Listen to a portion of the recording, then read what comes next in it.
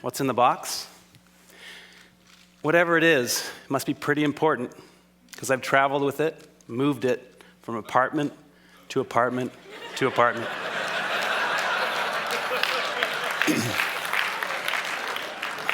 Sound familiar?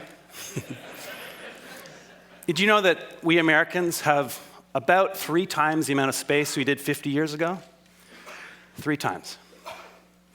So you'd think with all this extra space, we'd have plenty of room for all our stuff, right? Nope. There's a new industry in town, a $22 billion, 2.2 billion square foot industry, that of personal storage. So we've got triple the space, but we become such good shoppers that we need even more space. So where does this lead? Lots of credit card debt, huge environmental footprints, and perhaps not coincidentally, our happiness levels flatline over the same 50 years. Well, I'm here to suggest there's a better way, that less might actually equal more. I bet most of us have experienced at some point the joys of less. College, in your dorm, traveling in a hotel room, camping, where you got basically nothing, maybe a boat. Whatever it was for you, I bet that among other things, this gave you a little more freedom, a little more time. So I want to suggest that less stuff and less space are going to equal a smaller footprint. It's actually a great way to save you some money, and it's going to give you a little more ease in your life. So how can you live little? 3 main approaches. First of all, you need to edit ruthlessly. We've got to clear the arteries of our lives.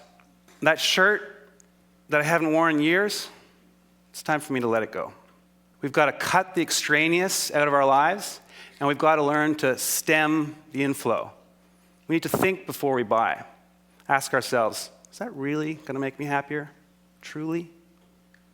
By all means, we should buy and own some great stuff, but we want stuff that we're going to love for years, not just stuff. Secondly, our new mantra, small is sexy. We want space efficiency. We want things that are designed for how they're used the vast majority of the time, not that rare event. Why have a 6-burner stove when you rarely use 3? So we want things that nest, we want things that stack, and we want to digitize.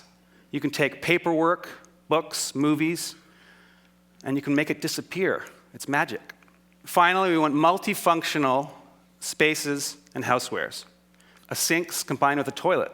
A dining table becomes a bed, same space. A little side table stretches out to seat 10.